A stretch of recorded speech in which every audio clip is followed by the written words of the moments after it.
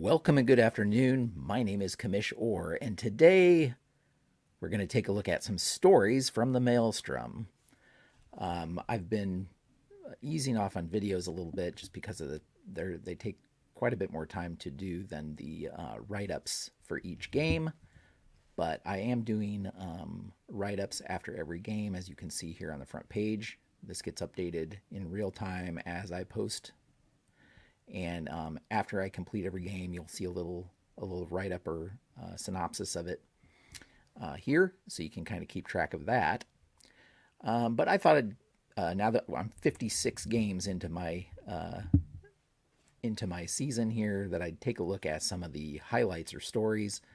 I did this before, I think after 40 games, maybe. I think it was after 40 games. And so I thought I'd take another look at some interesting stories from around the league. Hopefully you enjoy. The first story is, if we go to stats here, is the continued difference between the American League and National League. This might be hard to see on your screen, but if you come over to baseballmaelstrom.com and you click on stats, you'll get to see this page yourself. If we look at the American League, overall league batting average is 302, and league ERA is 6.41. Very high. So it's an offense-heavy league for sure. And one might wonder if that's the case across the entire Baseball Maelstrom, but in fact, if we look at the National League, we see the National League batting averages are 244 and ERA is 353. So, question becomes, is the American League offense that much better? Or is National League pitching that much better? Or maybe it's just small sample size and neither is the case, and they're going to regress back to the average here, and as we play some more games, that could also be. But the interesting thing to note is in the National League, even the best in National League team in terms of batting average, the St. Louis Wizards are hitting 283. They also have scored the most runs, 64 runs. If you compare that to the American League, 64 runs would put them equal to the New York Swats, who are at the bottom in terms of run production in the American League. And that batting average, 283 batting average, would put them above New York, but below the other three teams in the American League. So very interesting. I'm not using interleague play. I intentionally did that because I thought it'd be more interesting that way to see if there were league differences. I do plan on having an all-star game, American League and National League all-star game, so keep an eye out on that. I may actually put up a poll so that you can vote on the all-stars. So keep an eye out on that.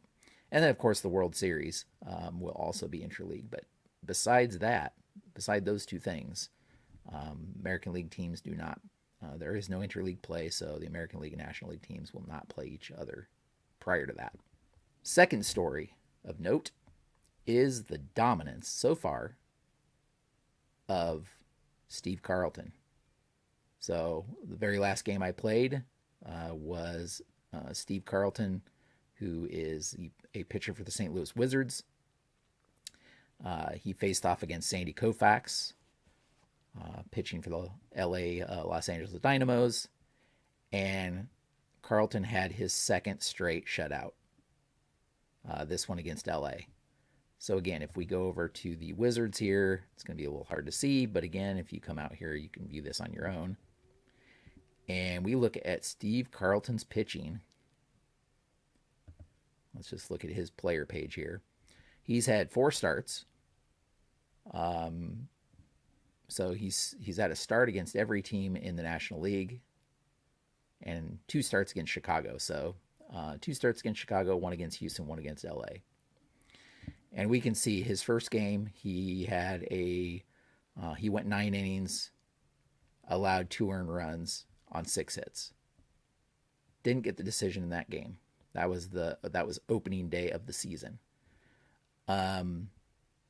His next start against Houston, 8 innings pitched, so didn't get a complete game, but he allowed only 1 earned run on 5 hits. Next game against Chicago, complete game shutout, 3-hitter, struck out 8. And then this last game against LA, another complete game shutout, 5 hits. He only struck out 5 and walked 7 this time. So his walks were a little higher, his strikeouts were a little lower, but still able to pitch another shutout. So he's having an amazing start to the season. His ERA is .77. And he has yet to allow a home run in 4 starts, which is interesting. I mean, he hasn't allowed very many hits. 19 hits over 4 starts he's only allowed. He's walked 17, which is kind of high. Struck out 31. So he is just dominating right now. Just dominating.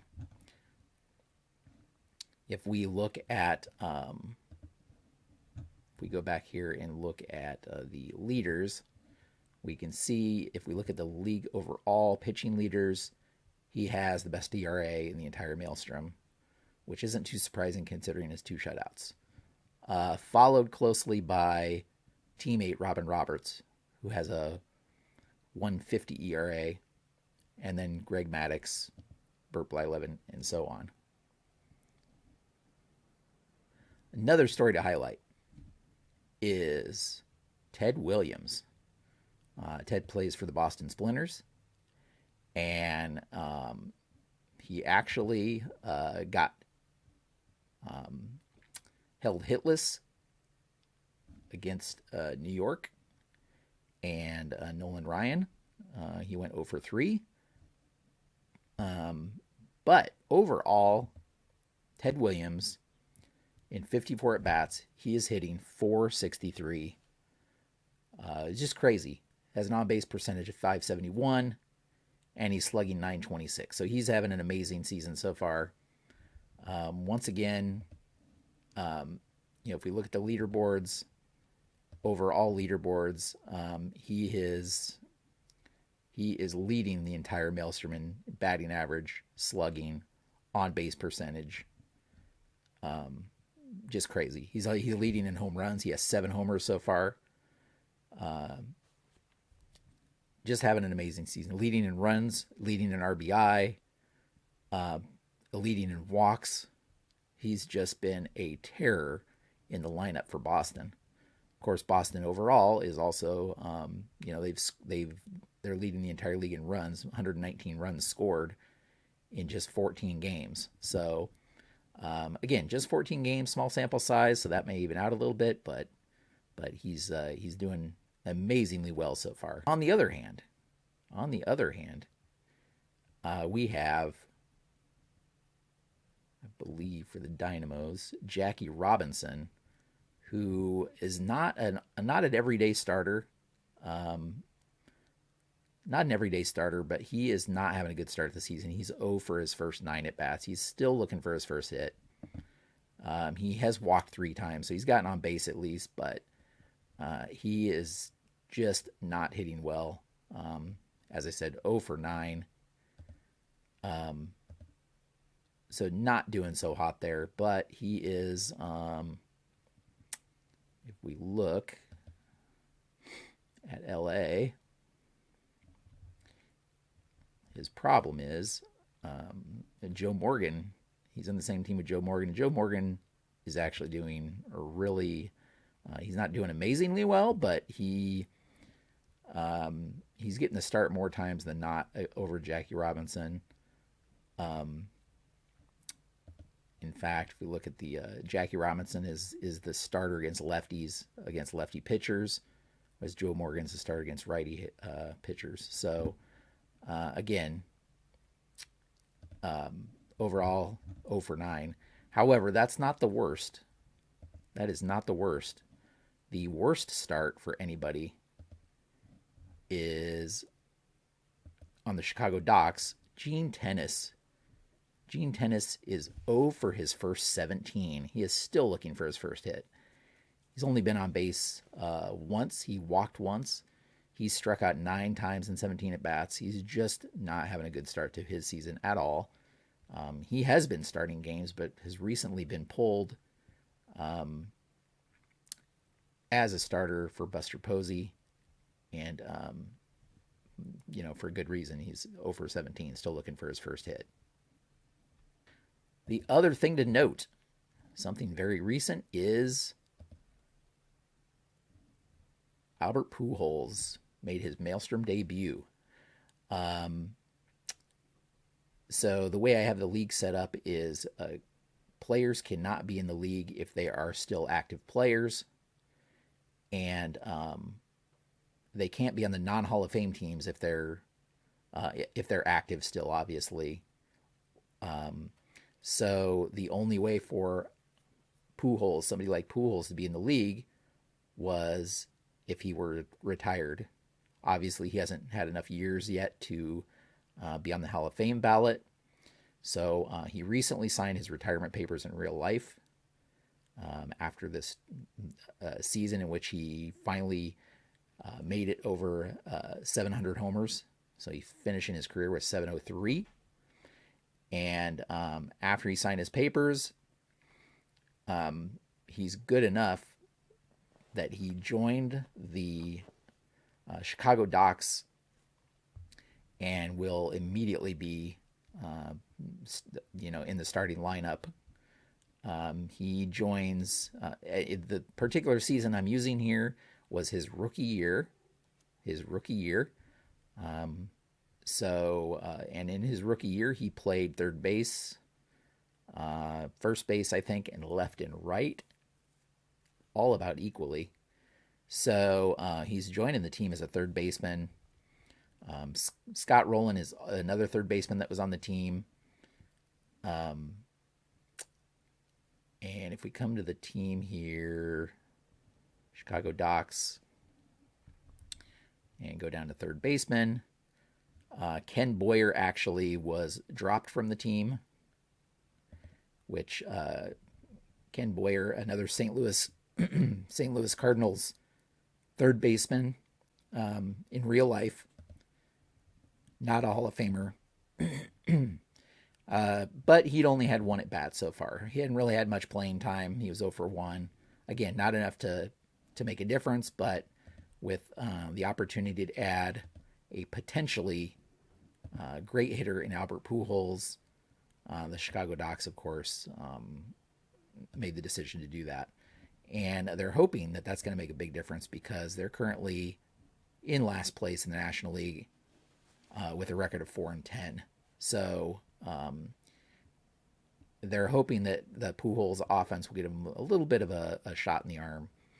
Unfortunately, Pujols, as you can see from the story, didn't have a great start in his first game. I believe he was 0 for 4. Yeah, 0 for 4 with a strikeout in his debut. And the Chicago Docks lost to the Houston Hoots. However, it's still just the first game, so they're hoping that that he'll really give them a little boost in the offense that they're looking for. Finally, overall, just to highlight the standings here, Boston is, I wouldn't say dominating the American League, but they're definitely setting the pace for offense in the American League with a record of 10-4. They're combining good offense with actually decent pitching.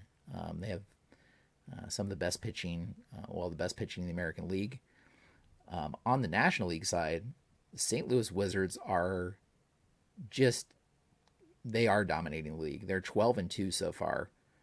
And they've been finding ways to win even when they're behind. They have a couple comeback wins there. But they've just been dominating. They've only allowed 30 runs in 14 games. So their ERA, pitching ERA, I think is below 2. And if we come down here to St. Louis, we see their ERA is 191. And their batting average is 283. So they're also leading the league in batting average and ERA, which that combined we can easily see why they're just running away with it in the National League. Still a lot of time for that to change, but just interesting to note here.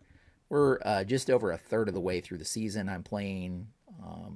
Every team will play 54 games. That way I could actually make it through a full season in a decent amount of time. So hopefully you've enjoyed this recap. Love to hear your comments. Please follow the league. You can head over to baseballmaelstrom.com, check out the action, keep up on the action. I've done other videos where I kind of go over the website, so I won't do that again. But would love to hear your comments on any of this. I'll continue to post updates on the relevant Facebook groups and Delphi forums and so on. So thanks so much for watching, and until next time, have a great evening.